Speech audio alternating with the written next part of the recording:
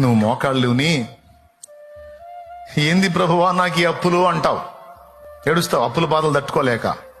సైలెంట్గా ఆయన చెప్పేది ఏం తెలుసా, నీ మహిమ కోసం ఏడవగా అంటాడు. ఏం మహిమ, సొక్కా పట్టుకొని లాగేటట్టున్నారు రోడ్ల మీదకి. మహిమ అంట మహిమ, గాలంతా పోయేటట్టుంది. ఏంది మహిమ, పరువు నిలువున పోయేటట్టుంది. మహిమ అంట మహిమ, ఊరికా అరవగా మహిమ అంతే, నీ మహిమ కోసమే అంటాడు. ఈ రోగాలు ఏం తండ్రి, ఒకటి పోతే ఒకటి నన్ను వదిలేటట్లేవి, కాజేసేటట్టు ఉన్నాయి. ఏంది ఈ రోగాలు, నీ మహిమ కోసమే అరవాక అంటాడు. ఉద్యోగం సద్యోగం లేకుండా తిరుగుతున్నాను ఆయన జులాయి లాగా, ఏంది నాయన ఈ బతుకు అంటే, ఊరుకో నీ మహిమ కోసం అంటాడు. అవసరం లే అంటాడు. నువ్వు ఏ బాధ అన్నా చెప్పు, ఏ శ్రమ అన్నా చెప్పు, చెయ్యని వచ్చిన ఎత్తిన పడుతున్నాయి తండ్రి, ఏంది నాయన అరవాక నీ మహిమ అంటాడు.